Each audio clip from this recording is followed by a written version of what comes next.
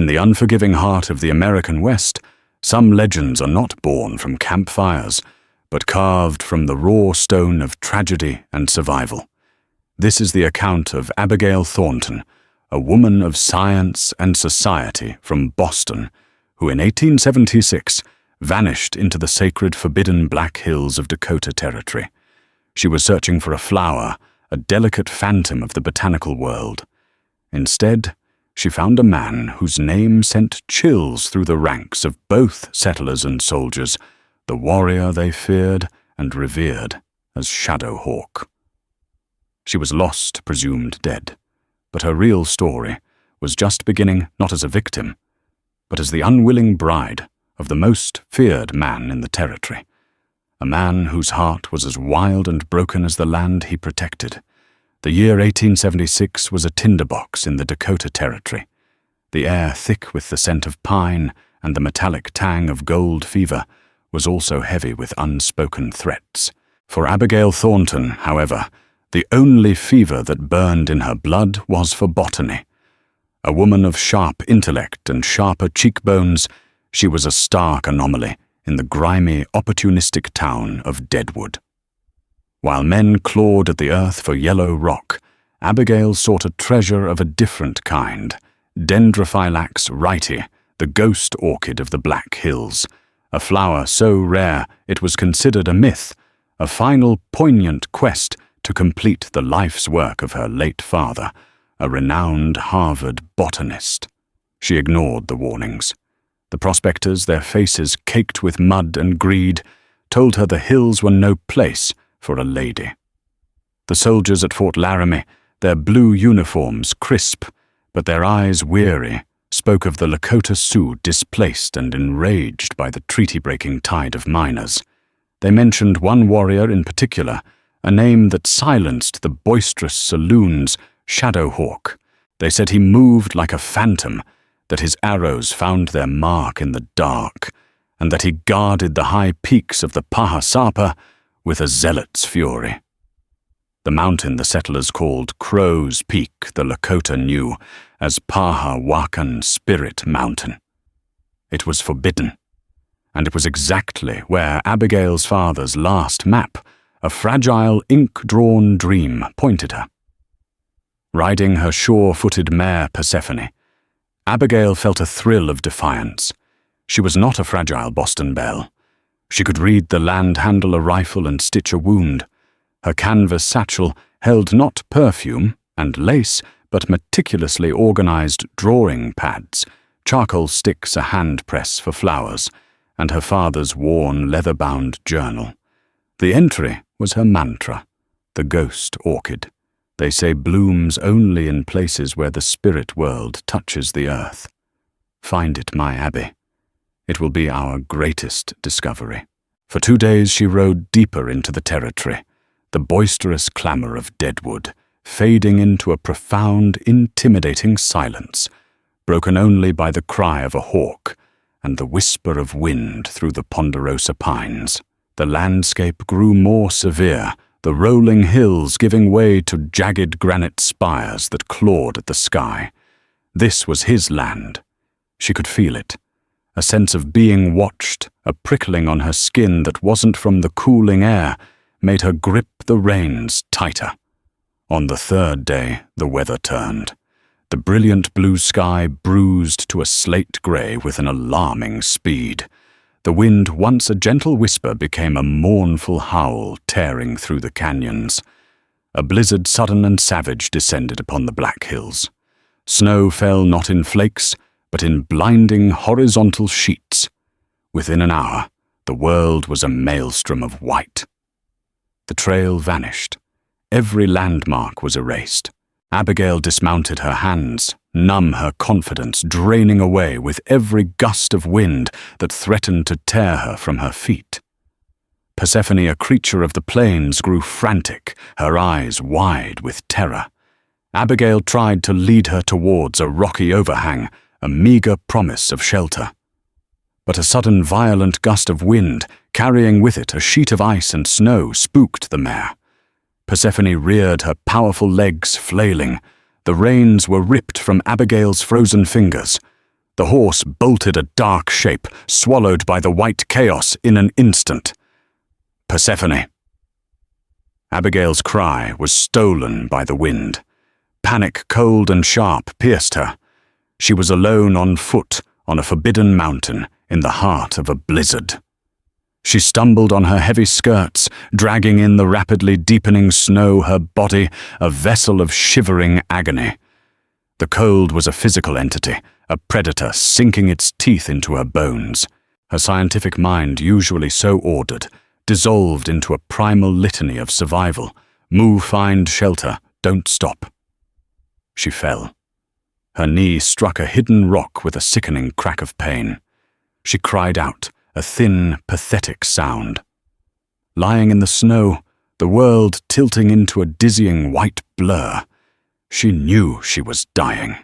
The quest for the ghost orchid seemed a fool's errand, now a child's fantasy.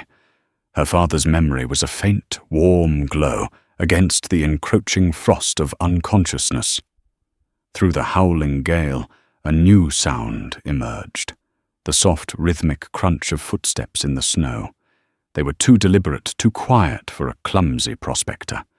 She tried to push herself up to reach for the small revolver, tucked in her belt, but her limbs refused to obey. A figure loomed over her, a silhouette against the storm. He was tall and broad, wrapped in a heavy bison robe that was dusted with snow. Long black hair, braided with strips of otter fur, fell over his shoulders. His face was all sharp angles and unforgiving lines, his skin the color of burnished copper. But it was his eyes that held her, that stopped the very breath in her lungs. They were dark, intense, and held no pity, only the cold, assessing gaze of a predator that had found its prey. He knelt, his movements fluid and economical. He reached out not to help her, but to disarm her, plucking the revolver from her belt with practiced ease. He looked at her, then at the vast, unforgiving mountain around them. A few words left his lips, spoken in a language that was as harsh and beautiful as the land itself. She didn't understand them, of course, but their meaning was as clear as the sharp pain in her knee and the terror in her heart. This was Shadowhawk, and she was his. He lifted her from the snow as if she weighed nothing. Her last conscious thought was not of Boston or of her father, or even of the flower she had come to find. It was of the impossible, terrifying reality of falling into the hands of the one man she had been warned to fear above all others. Her world did not fade to black, but to the suffocating whiteness of the storm and the dark, unreadable eyes of the Lakota warrior. The journey was a fevered dream. Abigail drifted in and out of consciousness, aware only of the disorienting sway of being carried, the warmth of the heavy bison robe that enveloped her, and the solid, unyielding strength of the man who held her. The howling of the blizzard was a constant, terrifying lullaby.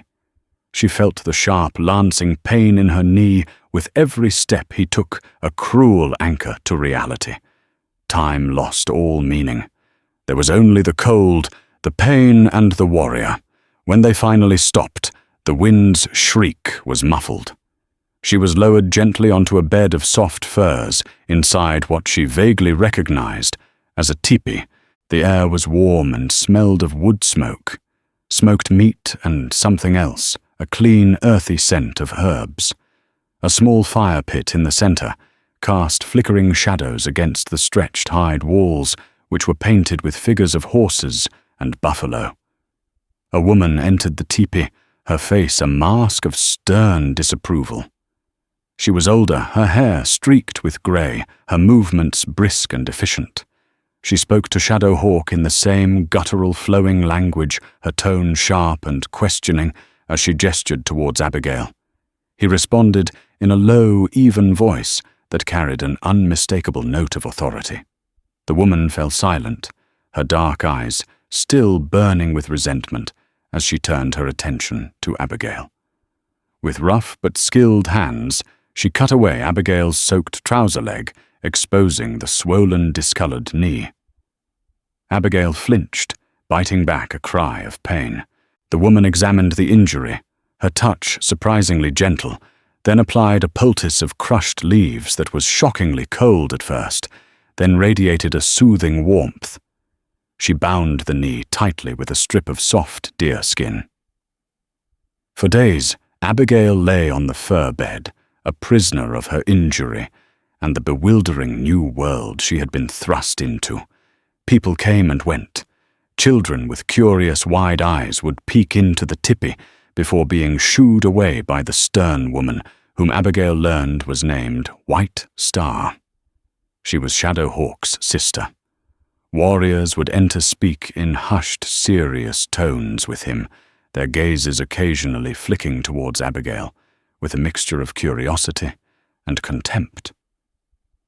She was an outsider, one of the white people who were taking their land uninvited and unwelcome.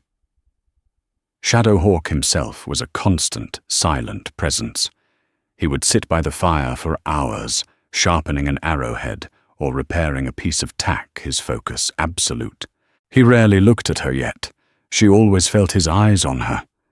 His stillness was unnerving. He was a creature of immense potential energy, a coiled spring. She saw the raw power in his shoulders, the intelligence in his high-boned face, the profound sadness that sometimes clouded his features when he thought no one was watching. He brought her food, a hearty, savory stew of bison, and wild roots served in a wooden bowl, and water in a skin pouch.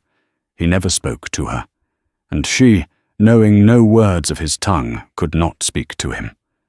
The silence between them was a chasm, wide and deep, filled with fear, mistrust, and a terrifying uncertainty. One evening, about a week after her capture, as the pain in her knee had subsided to a dull ache, the flap of the tipi opened and Shadow Hawk entered, followed by an elder of the tribe. The elder's face was a road map of wrinkles, his eyes holding a calm wisdom. He sat cross-legged opposite her, while Shadow Hawk stood near the entrance, his arms crossed, his expression unreadable. The elder spoke, and to Abigail's astonishment, his words were in broken but understandable English. "He who hunts shadows has brought you from the storm." The old man said, his voice raspy like dry leaves. "You were on Pahawakan. This is sacred ground. You should not be here." Tears of relief and frustration pricked Abigail's eyes. "There was a storm. My horse. I was lost. I am a botanist, a scientist. I was searching for a plant for my research. I meant no disrespect." The elder translated her words. Shadow Hawk listened without a flicker of expression, then responded in Lakota. "He knows what you are," the elder continued. "He found your bag of papers with the plant drawings. He asks why one flower is worth a life." "It was to honor my father," she whispered the words catching in her throat. "He was a great scientist. It was his life's work." Again the words were exchanged.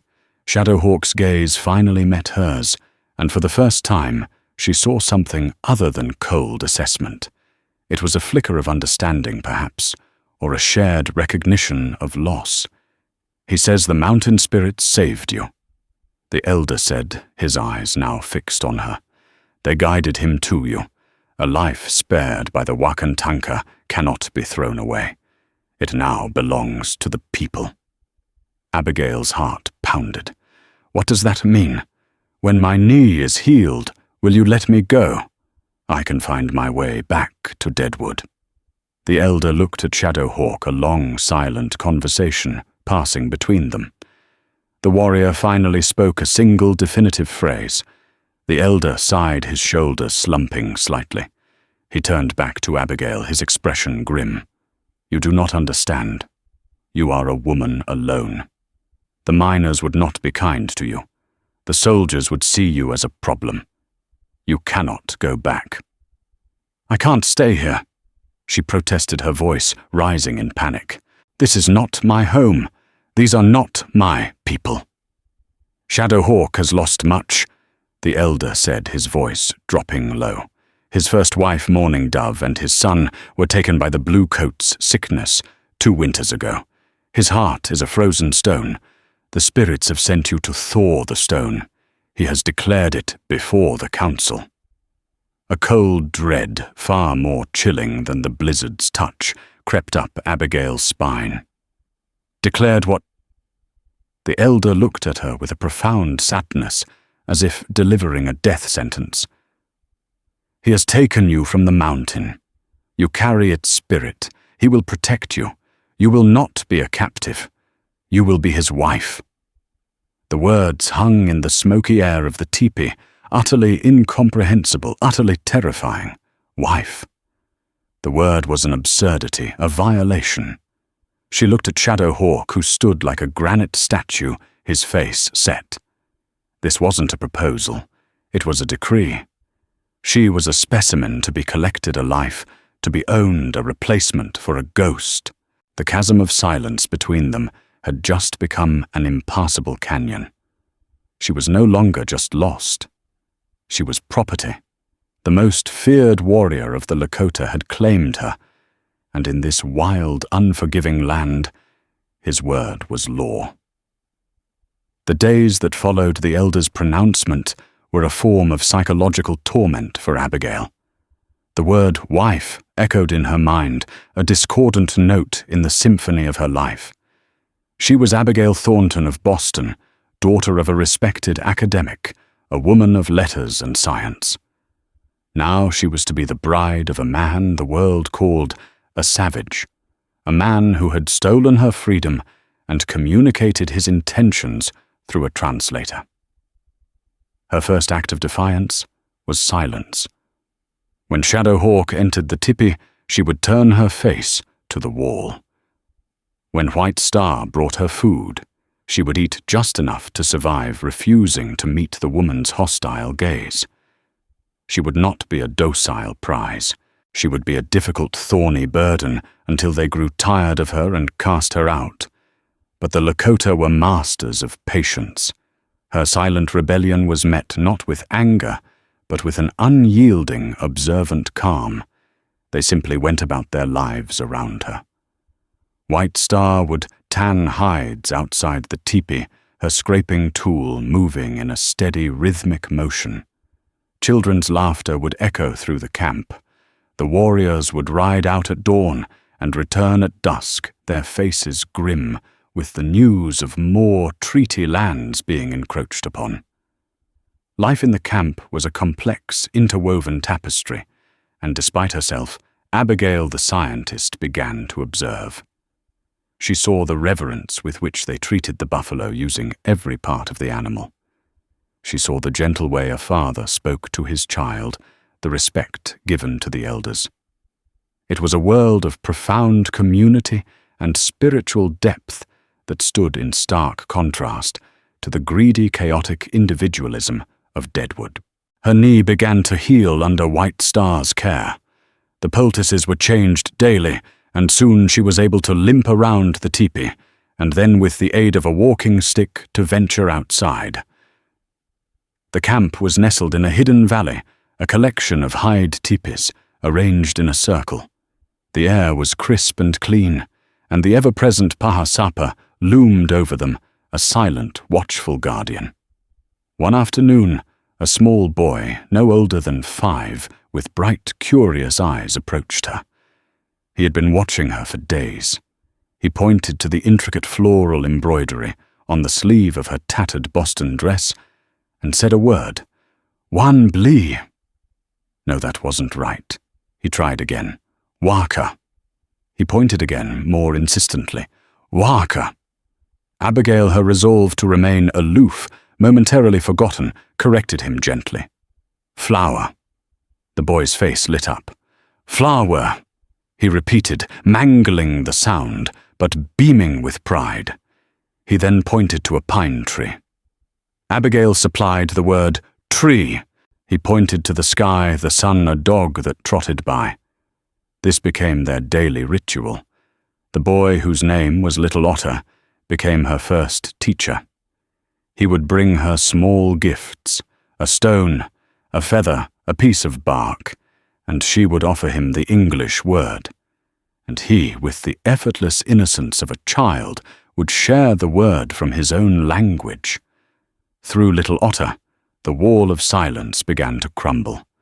Other children, emboldened by his bravery, would sometimes join the lessons. White Star watched these exchanges from a distance, her expression softening almost imperceptibly. The true turning point came weeks later.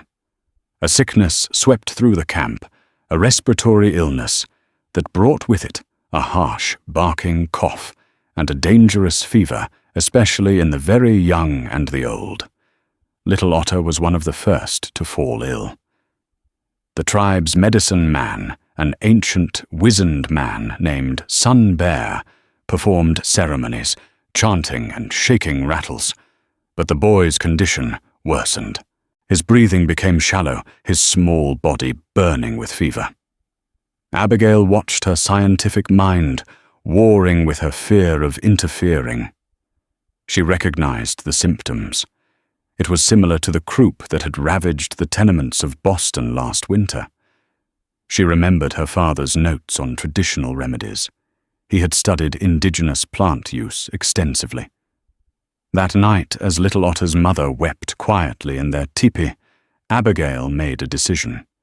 Using her walking stick, she limped out of the camp and into the surrounding woods, a place she had not dared to venture alone. Under the light of a full moon, she searched. Her botanical knowledge, once a tool for academic pursuit, was now a desperate instrument for survival and perhaps acceptance. She found it at the edge of a creek, a patch of wild cherry bark and a cluster of mullein plants, its leaves soft and fuzzy.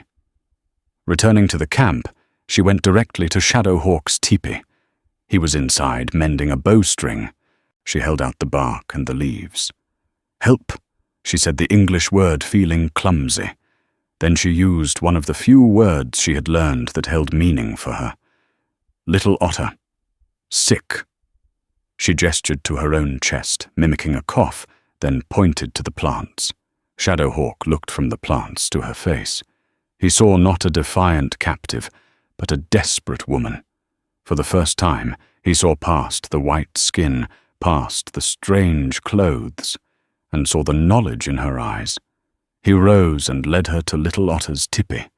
Inside, the air was heavy with sickness and sorrow. Sun Bear the medicine man looked at her with open hostility as she entered. But Shadow Hawk spoke a few quiet words, and the old man stepped back, watching with suspicion. Working quickly, Abigail crushed the bark and steeped it with the mullein leaves in hot water, creating a dark, fragrant tea. She let it cool, then, cradling Little Otter's head, she managed to get him to drink a small amount. She sat with him all night, coaxing more of the tea into him, placing cool, damp cloths on his forehead. Shadow Hawk and White Star remained watching her from the shadows of the teepee. They saw her gentleness, her focus, her exhaustion. This was not the work of a captive, but of a healer. Towards dawn, the miracle happened. Little Otter's fever broke. His breathing, while still ragged, lost its terrifying shallow quality. He fell into a deep, peaceful sleep. When the sun rose, casting a golden light into the valley, Abigail stumbled out of the teepee, exhausted but relieved. White Star was waiting for her. The Lakota woman's face was unreadable, but she held out a warm piece of fry bread. As Abigail took it, White Star's hand briefly touched hers. It was a fleeting gesture, but it was more than Abigail had received in months. It was a spark of connection, an acknowledgement. Later that day, Shadow Hawk approached her as she sat outside their teepee. He stood before her for a long moment, the silence stretching between them. Then he spoke. Not in Lakota, but in slow, carefully formed English words he must have been holding back all this time. "The boy lives," he said, the sound rough from disuse. Abigail looked up at him, shocked. "You speak English?" "A little," he admitted. "From traders. Soldiers. He paused. Why? Why what? Why you help? He's a child, Abigail said simply. He was sick. Shadowhawk considered this, his dark eyes searching her face. You have a strong heart, he said, as if the discovery surprised him. He then knelt, and with the tip of his knife he drew two shapes in the dirt. One was a crude drawing of a flower with long trailing petals, the ghost orchid. The other was a stick figure of a man with a feathered headdress. He pointed to the flower, then to the sky, then to the man. Then he pointed to her. Abigail stared at the drawings, a sudden shocking understanding dawning on her. He wasn't just telling her that he knew what she was looking for. The message was deeper, more mystical. The flower, from the spirits, for the warrior, was her. The warrior's decree had not been one of simple possession. In his mind, guided by the portents of the storm and the sacredness of the mountain. Her arrival was a preordained event, a gift from the very spirits she had unknowingly disturbed. She had been searching for a sacred flower, and in the Lakota's belief system, she had become it. While Abigail was forging a fragile new existence in the hidden Lakota camp, her own world had not forgotten her. Or rather, one man had not. Back in Deadwood, Caleb Vance cursed her name. Caleb was a man carved from the same greedy earth as the town he now dominated, handsome in a predatory way, with a neatly trimmed mustache and eyes the color of cold steel. He had positioned himself as Abigail's most ardent suitor. He saw in her not a partner, but an acquisition. Her Boston pedigree, her intelligence, and her family's modest wealth would be the perfect varnish for his own rough-hewn ambition. Her disappearance was not a tragedy to him, but an infuriating inconvenience. More than that, it was a threat to his secret enterprise. Abigail's map, the one she had so proudly shown him a duplicate of the one she carried, had been his key. He had no interest in her ghost orchid. He had cross-referenced the map's terrain with geological surveys stolen from a drunken government agent. The area around Crow's Peak, Pahawakan, was rumored to hold not just flowers, but a thick, glittering vein of gold, far from the prying eyes of the Deadwood claims. Abigail was his cover. Her botanical expedition was the perfect excuse to survey the land. Now she was gone, and with her the original map and the pretense for his presence there. She's dead, he declared to a group of men in the smoky confines of the No. 10 saloon, taken by the blizzard, or worse, by Shadowhawk's band of savages. He slammed his fist on the rough-planked bar, making the whiskey glasses jump. That woman, for all her book learning, had no sense. Went right up onto Crow's Peak. A murmur went through the assembled miners and trappers. They knew the name Shadowhawk. They knew the reputation of the mountain. But Abigail Thornton was a fine woman, a lady from the East. Caleb continued his voice, taking on a tone of righteous indignation. We can't let her memory be defiled. We can't let those heathens squat on land that could hold a fortune. I say we form a party. We'll ride up there to recover her body, he said, making air quotes with his fingers, and while we're there we'll see what the Sioux are guarding so closely. He had their attention. Greed was a more powerful motivator than grief. He sweetened the pot, promising a share of whatever resources they found to the men who rode with him. He hired the best tracker he could find, a wiry, silent man named Finn, and recruited a dozen of the most ruthless guns-for-hire in Deadwood men who would shoot a man for his boots and ask questions later. Within a week, Caleb's search party was riding out of Deadwood. It was a grim procession, armed to the teeth, their saddlebags filled with more ammunition and mining picks than funeral shrouds. Caleb rode at their head, Abigail's duplicate map, tucked safely in his oilskin coat. He felt no remorse, only a cold, calculated fury. If he found her alive, it would be a complication. He almost hoped she was dead. It would make things cleaner. The journey was arduous. Finn the tracker was uncannily skilled. He found the place where a horse had bolted the faint indentation in the snow, now melted and refrozen where a body had fallen. She was here. Finn said, his voice a low rasp. And she wasn't alone. Shod horse went that way. He pointed towards the wilderness. Moccasin prints one man carrying a heavy burden went this way. He pointed straight up the winding path towards the high country. Lakota. Shadow Hawk. Caleb spat the name like a curse. He has her. Or her body. Finn corrected his face, impassive. It makes no difference, Caleb said, his eyes glinting. He's on our land now. Let's go.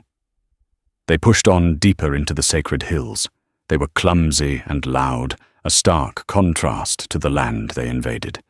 They chopped down young trees for firewood, left their campfires smouldering, and shot at deer they had no intention of eating simply for sport. They were a scar moving across a pristine canvas.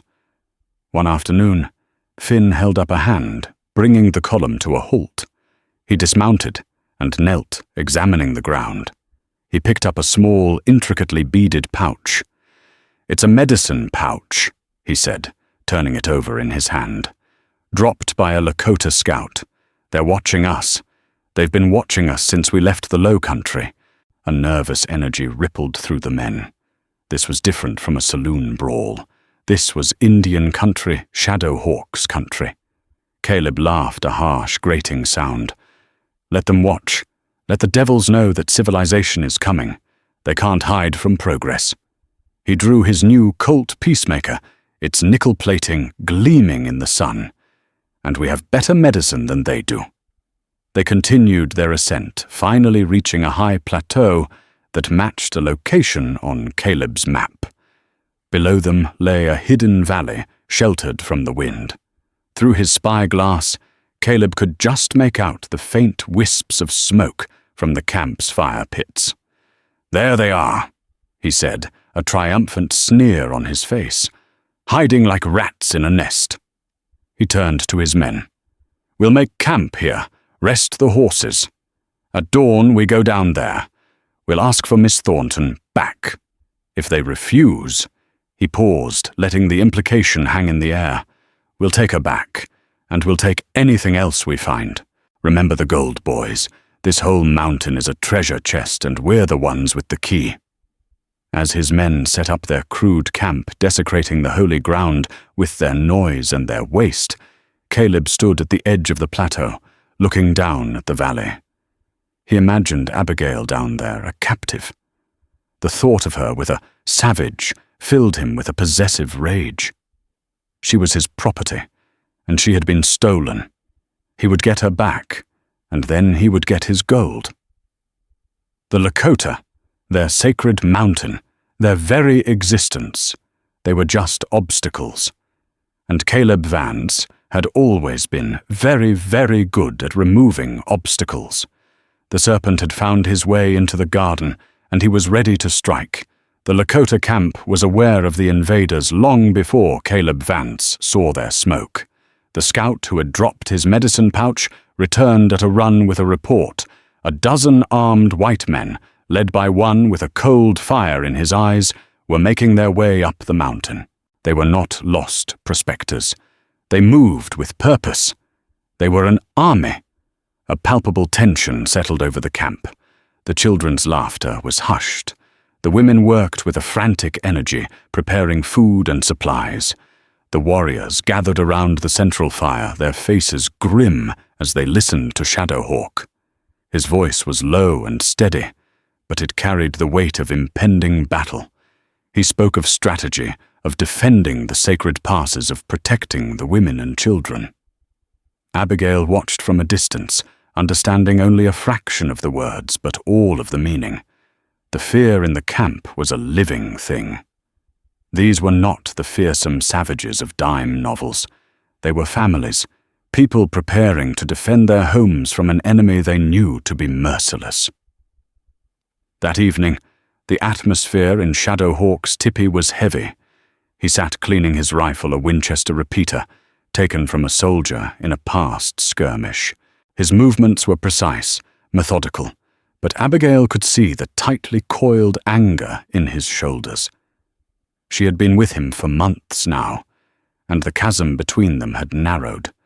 They communicated in a mixture of broken English and fledgling Lakota, piecing together a fragile bridge of understanding. But his deepest self, the core of his pain and his fury, remained a locked fortress. "They come for you," he said, without looking up, his English still careful and deliberate. "They come for gold," Abigail corrected softly. "The man who leads them, Caleb Vance, he believes there is gold on this mountain. I am just his excuse." Shadow Hawk finally stopped his work and looked at her. "He is the man from your town, the one who wanted you."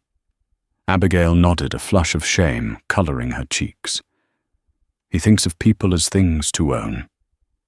Shadow Hawk grunted, a sound of bitter recognition. "They believe everything can be possessed, the land, the water, even a woman." He fell silent, his gaze turning inward to a place of dark memory. Abigail hesitated, then took a chance. "White Star told me about Morning Dove and your son." The name of his first wife hung in the air like a ghost. The fortress walls around him seemed to grow higher. He said nothing. "I am sorry for your loss," Abigail continued, her voice barely a whisper. "I lost my father. I know what it is to have a hole in your life that can never be filled."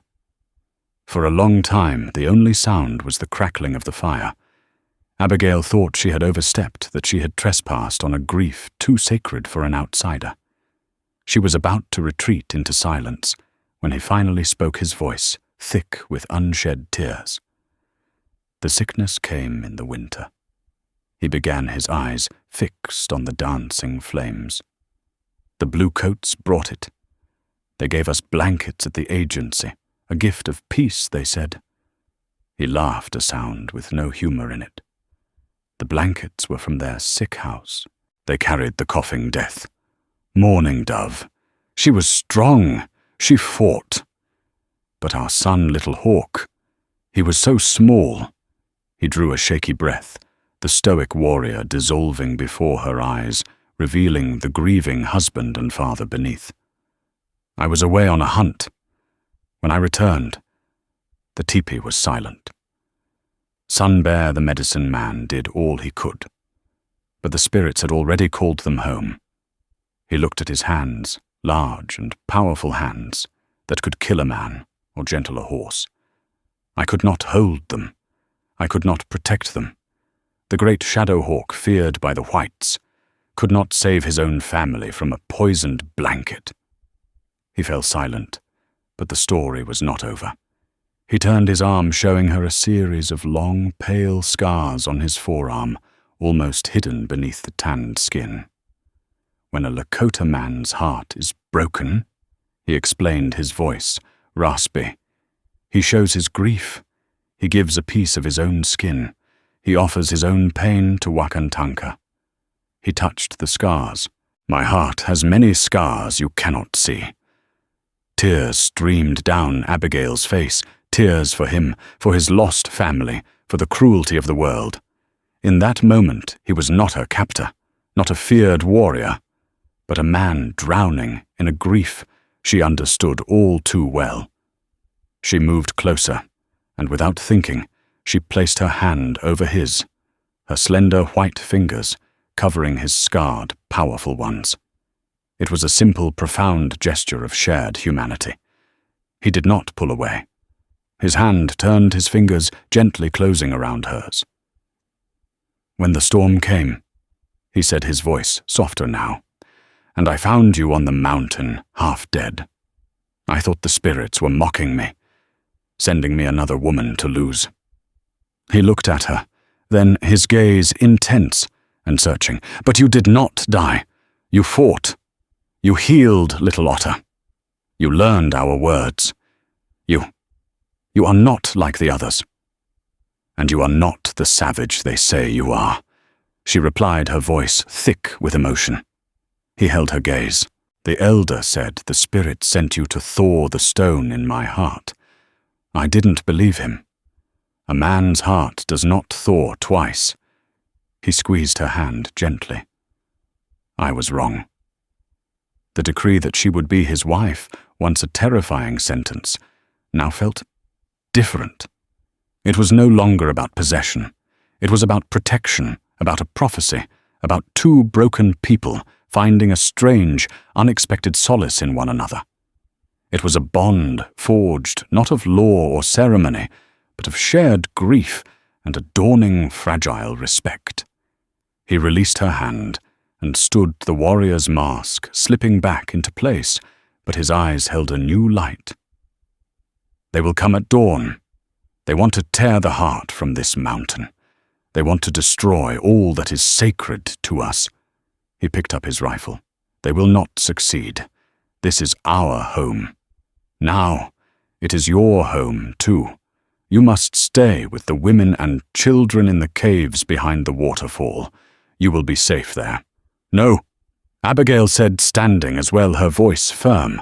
I will not hide. Caleb doesn't know this mountain. I do. I have studied my father's maps for years. I know the terrain, the passes, the rock falls. I can help. Shadowhawk stared at her, a mixture of shock and admiration on his face. She was not the frightened captive he had pulled from the snow. She was not the defiant woman who had met him with silence. She was a woman of strength and intellect, offering her knowledge as a weapon. This is not your fight, he said, though his protest was weak. He is on this mountain because of me, she countered. That makes it my fight. You are fighting for your home. Let me help you protect it. He saw the unshakable resolve in her eyes.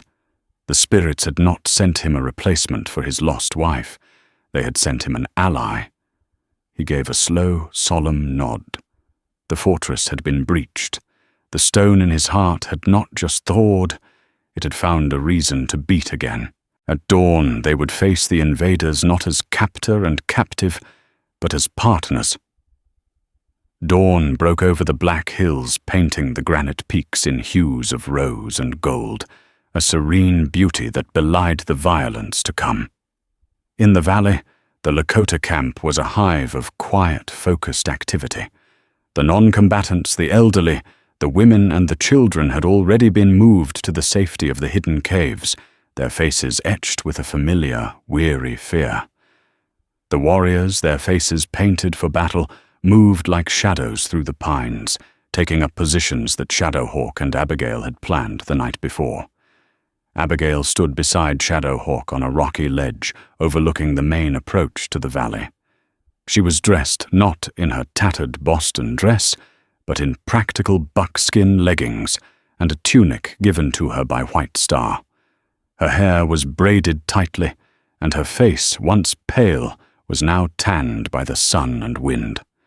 She looked as though she belonged to the wild landscape. In her hands, she held not a rifle, but her father's detailed map now augmented with her own observations. They will come up the main game trail, she said, her voice steady despite the frantic beating of her heart. It's the widest path suitable for a large group on horseback. Caleb is arrogant. He will choose the most direct route. And he will find my warriors waiting in the rocks on either side.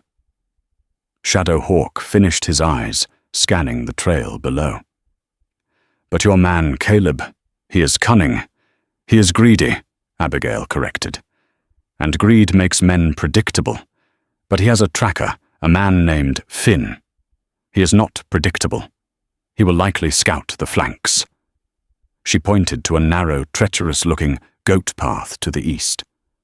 If I were him, I would use that path to try and get above you. Shadowhawk nodded, impressed by her tactical insight. He gave a sharp bird call, a signal that was answered from the trees nearby. Two of his best warriors immediately detached from the main group and melted into the woods heading towards the goat path. The wait was agonizing. The sun climbed higher, and the morning air grew warmer. Then they heard it, the clatter of horseshoes on rock, the murmur of men's voices, coarse and loud in the sacred silence. Caleb Vance's party appeared at the bottom of the trail, a dark stain on the landscape. They rode with a careless confidence, their rifles held loosely. Caleb was at the front, his spyglass trained on the seemingly empty valley. "Looks quiet," one of his men called out. Maybe they ran. "They're here," Caleb replied, his voice carrying in the still air. "They're just hiding. Flush them out." A man raised his rifle and fired a shot into the air. The crack echoed through the valley, a sound of profound desecration. It was the signal. From the rocks above, the first volley of arrows flew. They were silent, deadly messengers. 3 of Caleb's men tumbled from their saddles before they even knew they were under attack. Chaos erupted. The miners, more used to barroom brawls than disciplined combat, panicked. They fired wildly into the rocks, their bullets ricocheting with angry whines. Shadowhawk raised his rifle and fired his shot, taking another man from his horse. The battle was joined. It was not a pitched fight, but a brutal, one-sided ambush. The Lakota were masters of this terrain. They would fire, then disappear, their movements swift and unseen. Caleb, to his credit, did not panic. He roared at his men to take cover to form a defensive line. But his men were falling too quickly. As Abigail had predicted, the tracker, Finn, had broken away from the main group. She saw him, a fleeting shadow, scrambling up the very goat path she had identified. The 2 warriors Shadowhawk had sent were converging on his position. A brief, vicious struggle took place out of sight, ending in a single sharp cry that was abruptly cut off. Finn's cunning had been met with superior skill. The battle on the main trail was turning into a rout. Caleb's men were trapped their horses, screaming in terror, their numbers dwindling. Caleb, his face a mask of black fury, realized his mistake. He had underestimated his enemy. "The woman!" He suddenly bellowed, his eyes scanning the high ledges. He had caught a glimpse of Abigail standing beside Shadowhawk. The sight of her alive and seemingly allied with the Lakota shattered his composure. "Abigail, it's me, Caleb. I've come to save you." "I don't need saving." Abigail's voice, clear and strong, carried down the valley. The betrayal, as he saw it, pushed Caleb over the edge. This was no longer about gold. It was about his wounded pride. He saw Shadowhawk standing beside her, a silhouette of defiance. Raising his Colt Peacemaker, he took careful aim. "Caleb, no!" Abigail screamed, seeing his intent. She acted on pure instinct. She shoved Shadowhawk, pushing him hard against the rock face, just as Caleb's pistol cracked. The bullet meant for the warrior's heart instead tore through the fleshy part of Abigail's shoulder. Pain, white-hot and blinding, exploded through her. She cried out, stumbling backward, her hand flying to the wound, coming away slick with blood. Seeing her fall, Shadowhawk let out a roar of pure primal rage. It was the cry of a man who had lost one family and would be damned before he lost another. He rose from behind the rock, ignoring the bullets that sparked around him, and leveled his Winchester. He did not aim for Caleb. He aimed for the unstable rock formation directly above him. His shot was perfect. The bullet struck the granite, and a second later, a section of the cliff face loosened by years of wind and ice fractured and gave way. Tons of rock and earth cascaded down onto the trail. It was not a large landslide, but it was enough. It completely blocked the path, cutting Caleb off from the few remaining men he had. His men, seeing their leader cut off and the rocks thundering down, broke. They turned their horses and fled, galloping madly back the way they had come, leaving Caleb alone, trapped between the rockfall and the warrior, whose woman he had just shot. Shadowhawk didn't pursue the fleeing men. He turned to Abigail, his face a storm of fury and terror. He ripped a strip of cloth from his shirt and pressed it tightly against her bleeding shoulder, his touch surprisingly gentle. "He will pay." Shadow Hawk snarled, his eyes blazing with a fire that Abigail had never seen before. "He will pay for touching you. We must stop the bleeding." Abigail gasped, her scientific mind fighting through the fog of pain. But Shadow Hawk was already looking back down the trail. Caleb Vance was scrambling over the rocks, making his way towards them, his face contorted with hate, his pistol still in his hand. The battle for the mountain was over. The duel for its heart was about to begin. The world narrowed to the rocky trail between the two men. Caleb Vance scrambled over the rock slide, his face a mask of rage. Above, Shadow Hawk stood waiting. He saw Abigail slumped against the rock wall with her shoulder bleeding, and his decision was made. Instead of raising his rifle, he dropped it to the ground, drawing his large hunting knife in a silent, deadly challenge.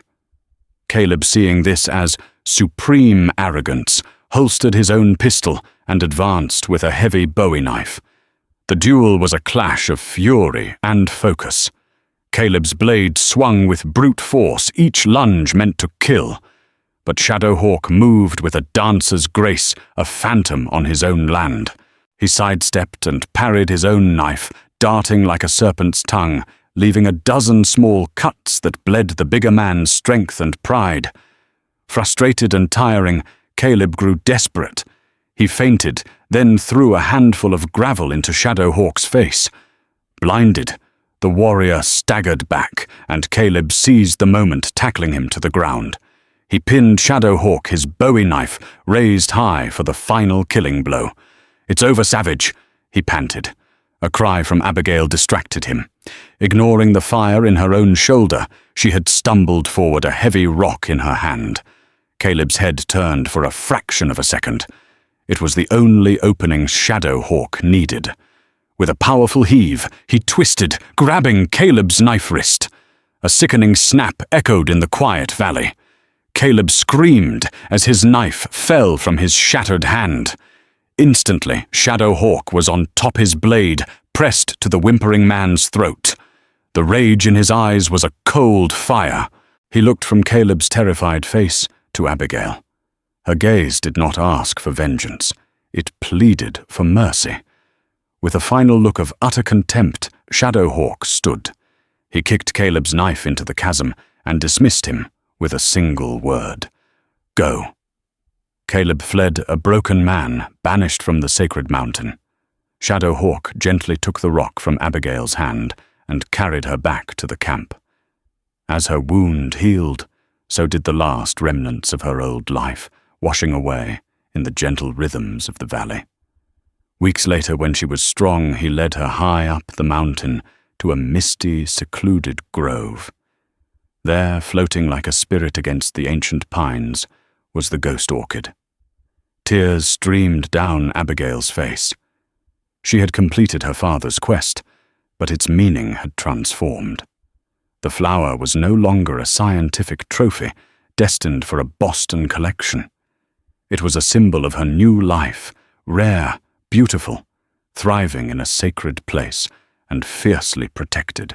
She leaned against the warrior who was now her husband, her home. She had come to the mountain to claim a prize, and had instead been claimed by a new destiny. Abigail Thornton's journey from a Boston scholar to a revered member of the Lakota Nation is a testament to the unpredictable currents of life and the transformative power of love. She went searching for a piece of her past, a way to honor her father, but instead found her entire future in the most unexpected of places. Her story reminds us that home is not always the place we are born, but the place where we are truly seen. It challenges our perceptions of civilized and savage, revealing that honor, courage, and love are not bound by culture or race. What do you think of Abigail's ultimate choice? Could you have made the same decision to leave everything you knew behind for a new life and an unexpected love? Let me know your thoughts in the comments below.